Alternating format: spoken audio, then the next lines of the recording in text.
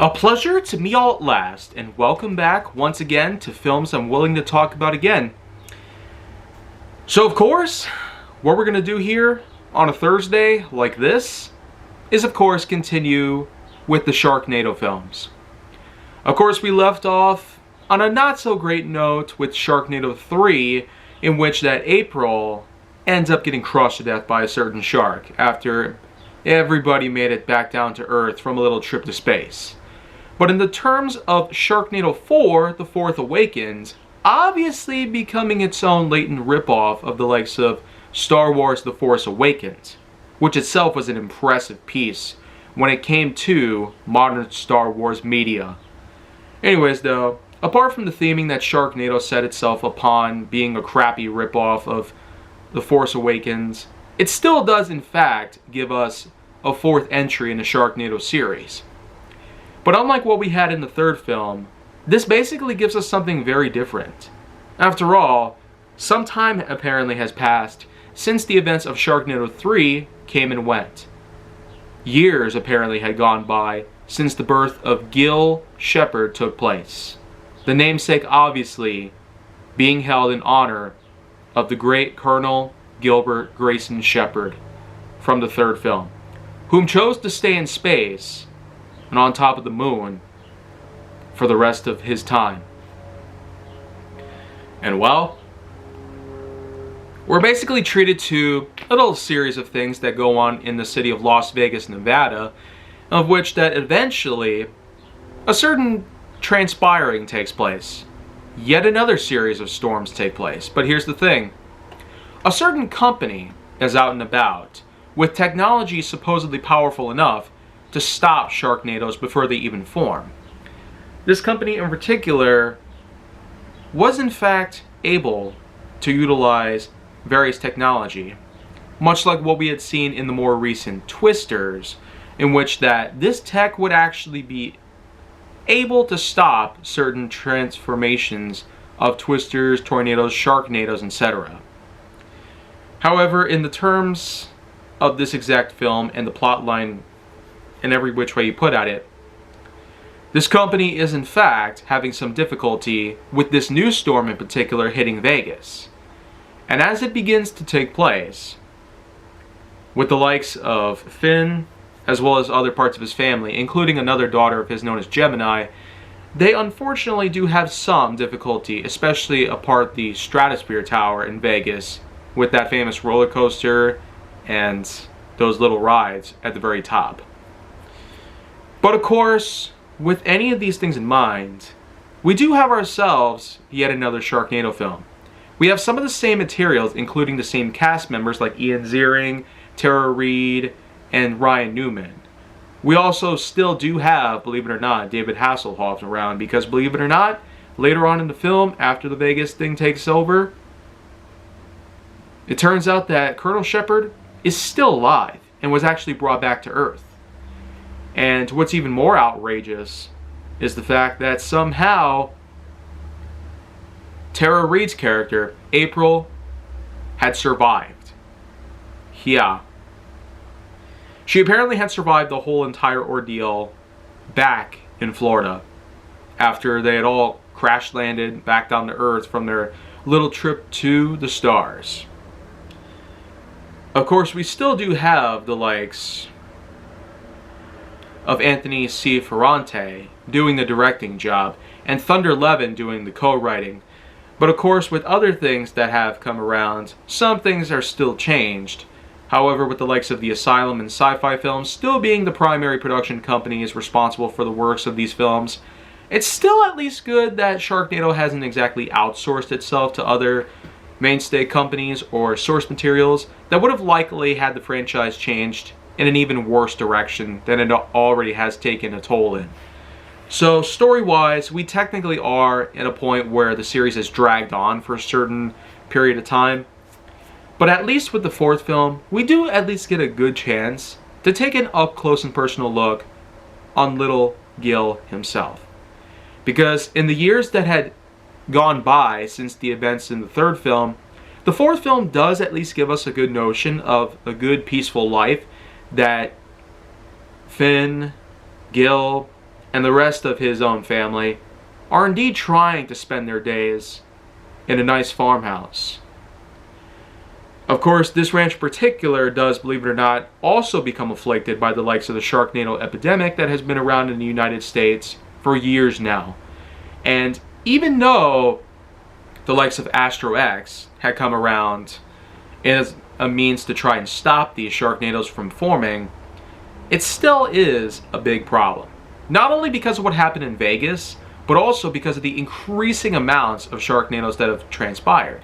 And they also have actually become more immune to the effects that Astro X has been implementing to end the Nados before they form. And as it turns out, these pods in particular that Astro X uses in order to stop the Sharknadoes, it hasn't exactly gone on too well as time has passed in the years since the third film. Moreover, there was the likes of April, whom, as I mentioned before, had actually survived, and was apparently being tended to by her own father. Yeah, apart from the likes of Colonel Shepard going along with his own unique mechanized suit that he uses to intercept the Sharknadoes, you have the likes of Mr. Wexler himself, or could I say Dr. Wexler. Kind of more of a Phineas and Ferb reference, if you catch the drift. But the thing is that April has basically been held almost captive in a way, likely as a means of her own safety. But the real trouble starts when the Sharknadoes, believe it or not, start getting hit by various elements.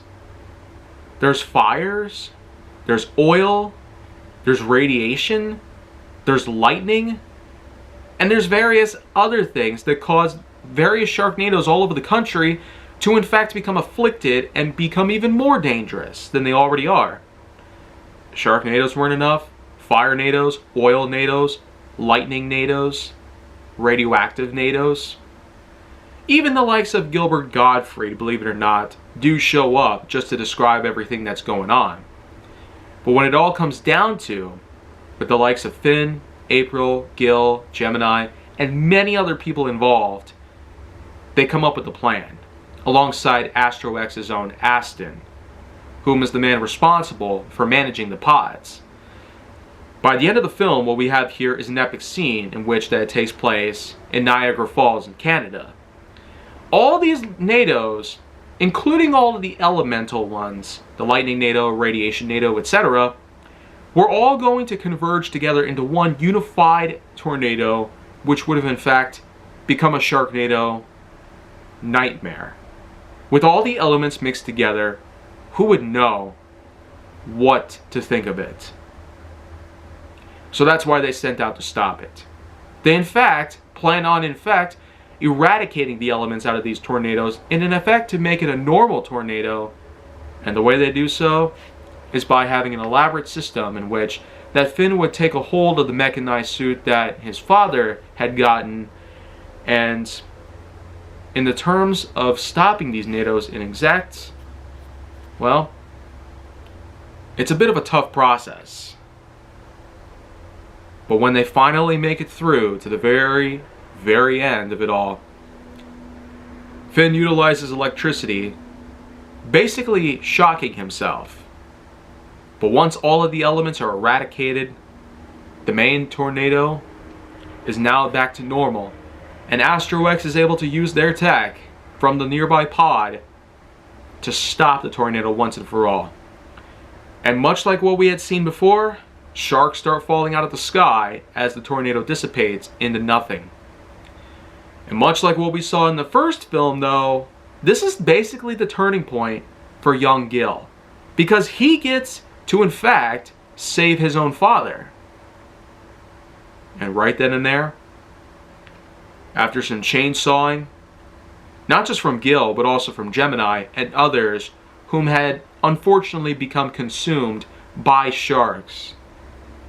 It's basically like if we took the ending of the first film with that epic chainsaw slice through the shark's belly, and when it all comes down to, everybody turns out to be just fine. even though we've lost more people than what would have been necessary, we at least can agree on the fact that there were in fact more guest stars, including previously mentioned David Hasselhoff, whom had survived his events in the third film, and Gilbert Gottfried. May he always rest in peace, with the 9/11 jokes and whatnot. Well, you know what?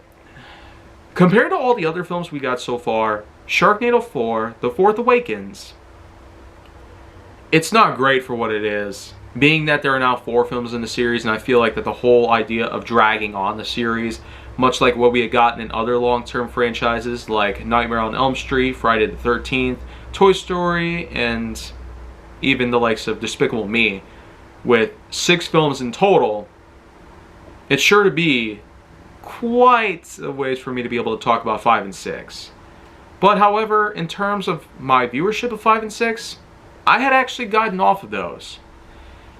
For my scoring for Sharknado 4, it's probably only going to be a not so perfect 6.7 out of 10.1. It seems to be that with every new film that we've gotten, they certainly haven't had such a great attachment in terms of respecting the source material, and moreover, trying to expand with every new installment. But don't worry, the elements were battled in the likes of Vegas, Canada, and even other locations. So, because with the first movie we had California, the second one we had New York, the third one we had the likes of DC through Florida, and now we basically had a similar formula to number 3 with the fourth film, but with the addition of tornadoes bonded with elements, like the previously mentioned Lightning Nado and Fire Nado and Radioactive Nado. So of course, it seems that with every new piece they are trying to do something different as a means to continue the series, and moreover, to make the lore even more larger than it already was. Like I said though, dragging this stuff on would not have been a great idea for Sci-Fi, The Asylum, or Ferrante, or Levin, or anybody else involved in the production of these films. However, we did get a part 5 and 6 by 2017 and 2018. And so, I will be back tomorrow to in fact discuss my official review of those 2 films. Even though I had never seen them before, I still decided to include them as part of this marathon. So, with them being fresh in my mind, I will see you guys then with my official review of both films.